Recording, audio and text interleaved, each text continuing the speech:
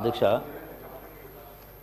గౌరవ సభ్యులు మాట్లాడిన దానిలో మొదటగా ఈ సభ ద్వారా ఒక తప్పుడు సమాచారం పంపించే ప్రయత్నం చేసి ముందు వారు సమాధానం చెప్పిన తర్వాత మిగతా దానికి వస్తుంది. అధ్యక్ష, పాల్వాయి హరీష్ గారు మాట్లాడుతూ రిలయన్స్ కంపెనీకి ఫేవర్ చేయడం కోసం ఈ బిల్లు పెట్టినట్టు మాట్లాడారు. అసలు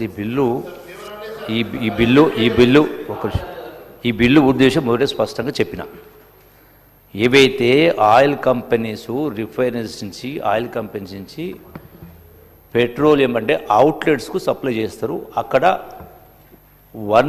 వన్ ట్యాక్స్ వ్యాట్ అక్కడ అమలు చేసే ఏర్పాటు చేస్తారు.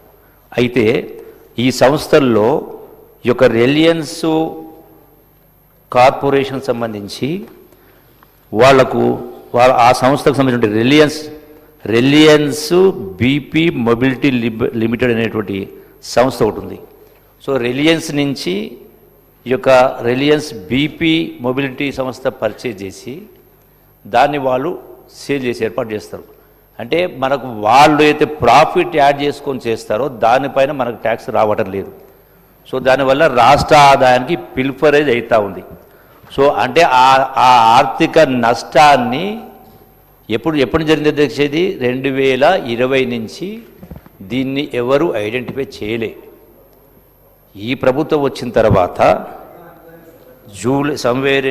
జూలైలో 2025లో ఐడెంటిఫై చేసిన తర్వాత దీనిపైన ఈ యొక్క పిల్ఫరేజ్ నిరోధించడం కోసం నోటిఫికేషన్ ఇచ్చి జీవో ఇచ్చారు. సో ఆ నోటిఫికేషను చట్టబద్ధ కల్పించడం కోసమే ఈ యొక్క బిల్ ఇంట్రొడ్యూస్ జరిగింది. దీని ద్వారా రాష్ట్రానికి గతంలో ఈ నోటిఫికేషన్ ఇవ్వకముందు జూలై 2024 నుంచి 2025 వరకు రిలయన్స్ నుండి వచ్చిన వ్యాట్ ఆదాయం మొత్తం 220 కోట్లు, అంటే సగటున 28 crores. ఈ నోటిఫికేషన్ ఇచ్చి ఎప్పుడైతే ఐడెంటిఫై చేసిన తర్వాత నోటిఫికేషన్ ఇచ్చిన తర్వాత జీవో ఇచ్చిన తర్వాత జూలై 2020 నుంచి ఫిబ్రవరి 2026 వరకు 250 కోట్లు, అంటే సగటున 30 కోట్లు పెరిగింది. అంటే టోటల్ యాన్యువల్ ఫైనాన్షియల్ ఇయర్ తీసుకుంటే దిస్ గోస్ టు 47 crores, అంటే 47 కోట్లు పెరుగుతుంది. అంటే ఇది మరి రిలయన్స్కు సపోర్ట్ చేసినట్ట, రిలయన్స్ ద్వారా జరిగిన నష్టాన్ని నివారించడం కోసమా? అది గౌరవ సభ్యులు పాల్వాయి హరీష్ వారికి నేను స్పష్టంగా విజ్ఞప్తి చేస్తా ఉన్నా. ఇది వాస్తవం. రెండవది, పాయల్ శంకర్ గారు మాట్లాడుతూ చాలా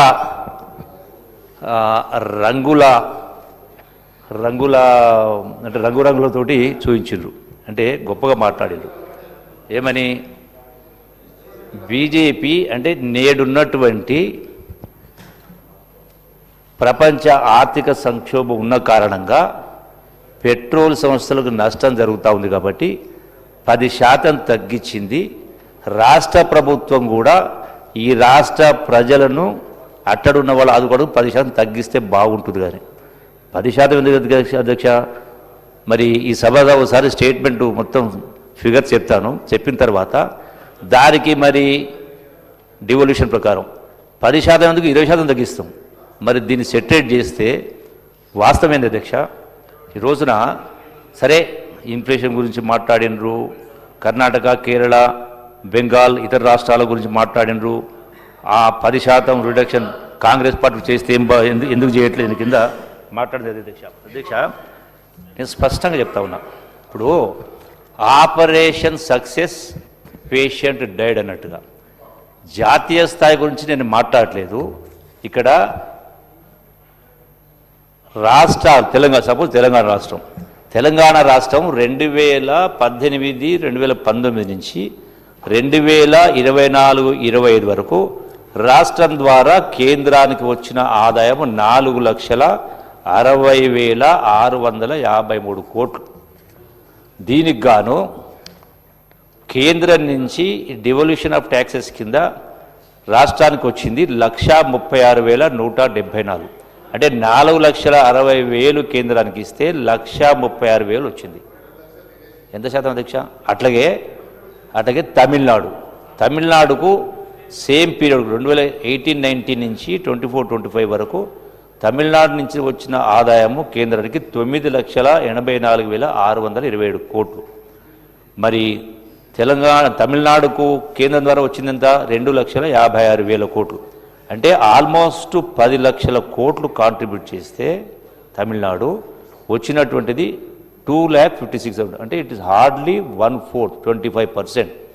అట్లాగే మరొక Congress party Tamil Nadu non BJP, Telangana non BJP, Karnataka non BJP. Karnataka తీసుకుంటే same period, same corresponding period for 1890 నుంచి 24-25 దాకా కర్ణాటక నుంచి కర్ణాటక ద్వారా కేంద్రానికి ఇచ్చినటువంటి రెవెన్యూ 16,17,053 కోట్లు. అట్లాగే మరి కర్ణాటకకు డివల్యూషన్ కేంద్రం నుంచి వచ్చిందంటే అధ్యక్ష 2,44,048 కోట్లు. అట్లాగే మధ్యప్రదేశ్ కాంట్రిబ్యూషన్ టోటల్గా 2,60,000 కోట్లు. మరి మధ్యప్రదేశ్కు కేంద్రం నుంచి వచ్చింది 4,86,000 కోట్లు.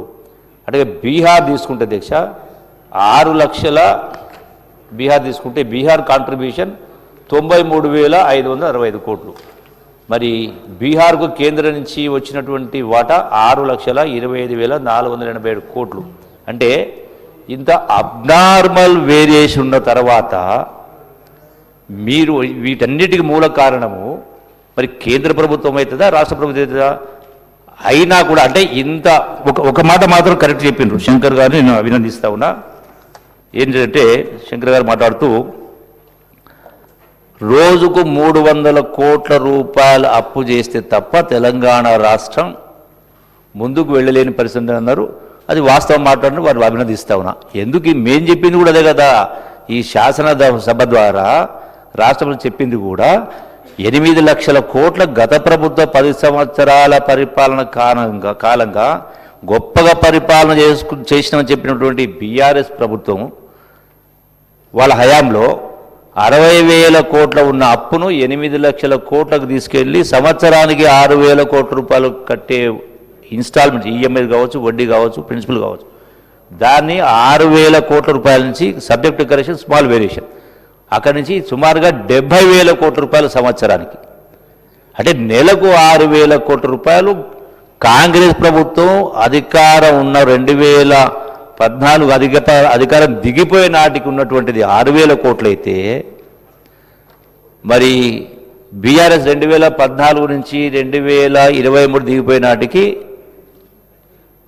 60,000 కోట్లు 8 లక్షల కోట్లు అప్పయింది. అంటే ఇంత ఒకవైపున కేంద్ర ప్రభుత్వం తెలంగాణకు తీరని అన్యాయం. ఒక తెలంగాణే కాదు, బీజేపీ రాష్ట్ర పాలిత ప్రాంతాలకు ఒక పద్ధతి, అట్లాగే నాన్ బీజేపీ రాష్ట్రాలకు ఇంకో పద్ధతి. అంటే సవతితల ప్రేమిస్తూ మీరు ప్రస్తావించిన అన్ని సమస్యలకు పరిష్కారం కావాలంటే పోనీ అంత కాకుండా అట్లీస్ట్ ఒక రేషియో సపోజ్ అంటే వాట్ ఈజ్ ది ప్రిన్సిపల్ డివల్యూషను ఏ ప్రకారం ఉండాలి, దేని ప్రామాణికం తీసుకొని చేస్తూ ఉన్నారనేది స్పష్టత ఉంటే పోనీ దానికంటే 10% తక్కువేండి తెలంగాణకు, 20% తక్కువేండి. కానీ ఇంత అబ్నార్మల్ వేరియేషన్ ఉన్న తర్వాత అయినా కూడా ఇంత భారమైనా కూడా ఈ రాష్ట్ర ప్రభుత్వము గౌరవ ముఖ్యమంత్రి రేవంత్ రెడ్డి గారి నాయకత్వాన సంవత్సరానికి 1,00,000 కోట్ల రూపాయలు సుమారుగా సంక్షేమ కార్యక్రమం చేస్తూ ఉన్నాం. ఇంత చేస్తూ ఉంటే కూడా అయినా కూడా మళ్ళీ ఈ ప్రభుత్వం ఎందుకు తగ్గించట్లేదు అధ్యక్ష? అధ్యక్ష, ఈ ట్యాక్స్ అనేది వ్యాట్ అయినా ఎక్సైజ్ అయినా ఈ ప్రభుత్వం వచ్చిన తర్వాత నాకు తెలిసి ట్యాక్స్ పర్సెంటేజ్ పెంచలే. ఈ ప్రభుత్వం వచ్చిన తర్వాత ట్యాక్స్ పర్సెంటేజ్ అనేది పెంచలే. ఇది గతం నుంచి కూడా 31-32% అప్పటి నుంచే ఉంది. ఈ ప్రభుత్వం పెద్దగా పెంచలేదు కూడా. సో ఇది ఫ్యాక్ట్స్ అని చెప్పని గౌరవ సభ్యులకు నేను మనవి చేస్తూ ఉన్నా అధ్యక్ష. అట్లాగే కూనంనేని సాంబశివరావు మాట్లాడుతూ ఇప్పుడు ఏదైతే రెట్రాస్పెక్టివ్ ట్యాక్స్ మనం అడిషనల్గా ఛార్జ్ చేయలేం. కాకపోతే రికవర్ అనేది జరిగిన నష్టాన్ని పూడ్చుకోవడం కోసమే వాటిని రికవర్ చేసి ఈ దృష్టి అంటే గత 3 సంవత్సరాలు వాళ్ళు పట్టించుకోలే, దీన్ని ఐడెంటిఫై చేసి ఆ యొక్క పిల్ఫరేజ్ను అరికట్టడం కోసమే దీన్ని ఈ యొక్క బిల్లును తీసుకురావడం జరిగింది. అట్లాగే గౌరవ శాసనసభ్యులు సరే దాన నాగేంద్ర మాట్లాడడం జరిగింది. వాస్తవాలు మాట్లాడడం జరిగింది. రిలయన్స్కి ప్రభుత్వానికి అంటే ఎవరికి సంబంధాలు ఉన్నాయో రిలయన్స్ తోడానికి స్పష్టంగా చెప్పడం జరిగింది. కాబట్టి ఇది రాష్ట్ర శ్రేయస్సు కోసం, రాష్ట్ర ప్రయోజనాల కోసం, ఆర్థికంగా పిల్ఫరేజ్ను దాన్ని అరికట్టడం కోసమే ఈ బిల్లుకు ఏదైతే నోటిఫికేషన్ ఇచ్చిండ్రో ఆ నోటిఫికేషన్కు చట్టబద్ధత కల్పించడం కోసమే ఈ బిల్లు ఇంట్రొడ్యూస్ చేసిన. కాబట్టి దయచేసి దీన్ని గౌరవ సభ్యులందరినీ కూడా ఈ యొక్క బిల్లును కన్సిడరేషన్ చేయమని చెప్పని కోరుతా ఉన్నా అధ్యక్ష. థ్యాంక్ యూ అధ్యక్ష.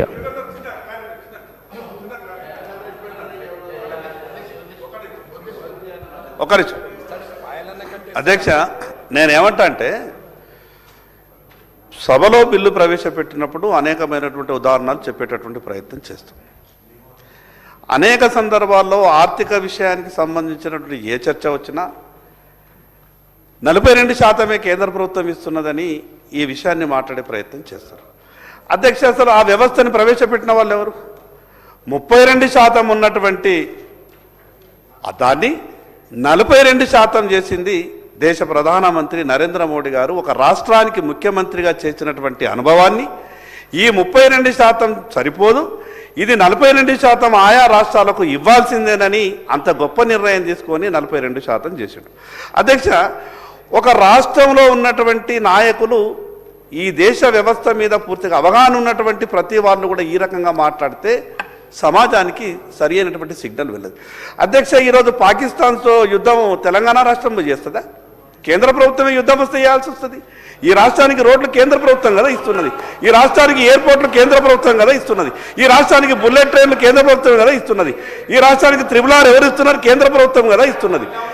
ఈ రాష్ట్రానికి సంబంధించినటువంటి ఇన్ని ఇప్పుడు గొప్పగా ముఖ్యమంత్రి గారు ఎంత గొప్పగా చెప్పిండ్రు. ముఖ్యమంత్రి గారు నిజంగా నేను అభినందిస్తున్నా. ముఖ్యమంత్రి గారు గొప్పగా చెప్పిండ్రు. దేశ ప్రధానమంత్రి నరేంద్ర మోడీ గారు ఈ తెలంగాణ రాష్ట్రానికి గొప్పగా సహకరిస్తున్నారని స్వయాన రాష్ట్ర ముఖ్యమంత్రి గారు చెప్పారు. ఇక అంతకంటే అధ్యక్ష, ముఖ్యమంత్రి గారు ఇంత గొప్పగా చెప్పిన తర్వాత మంత్రులంతా లేదు మాకు సహకరిస్తలేరంటే ఎట్లా? నేను అందుకే మీ ద్వారా గౌరవ మంత్రివర్యులకు విజ్ఞప్తి చేస్తా ఉన్నా, అన్ని రాష్ట్రాలకున్నా తెలంగాణ రాష్ట్రానికి ప్రతి విషయంలో కేంద్ర ప్రభుత్వం గొప్పగా సాయం చేస్తున్నది. నేను అది మీరు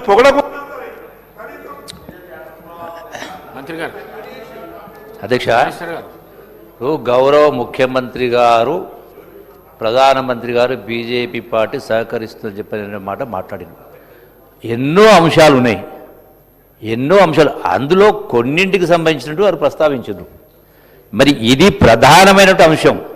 మీరు అన్నీ మాట్లాడిండ్రు కానీ ఏ ప్రాతిపదికన ఈ రాష్ట్రానికి ఈ ఫిగర్ ఇచ్చిండ్రు, ఏ ప్రాతిపదికన మరి కేవలం 90,000 కోట్ల రూపాయల ఆదాయం బీహార్కి వస్తే 6,24,00,000 కోట్లు, 6,24,000 కోట్లు. దీనికి ప్రాతిపదికత ఏంది? అందుకే అంటున్నా, అబ్నార్మల్ వేరియేషన్ ఉంది. ఎవరు ఒప్పుకున్నా ఒప్పుకోకపోయినా డెఫినెట్గా రాజకీయ అంశంతో జరుగుతూ ఉందనేది దాపరికం లేదు. స్పష్టంగా ఈ తెలంగాణ గురించి చెప్పినా, కర్ణాటక గురించి చెప్పినా, తమిళనాడు చెప్పినా, కేరళ గురించి చెప్పినా ఇవన్నీ కూడా ఉన్నాయి. కాబట్టి దానిపైన చర్చ అక్కర్లేదు. అల్టిమేట్గా కొన్ని అంశాలు సహకరించవచ్చు. సహకరించడం అనేది it's not a favour, it's a duty. రాష్ట్రాల సమాఖ్యనే దేశం, రాష్ట్రాలు బాగుంటేనే దేశం బాగుంటుంది. కాబట్టి it's a duty, it's not a favour. ఇక్కడ ఫేవర్ కాదు, ఈ ట్యాక్స్ డివాల్యూషన్ ఫేవర్ కాదు, ఇట్స్ ఎ టోటల్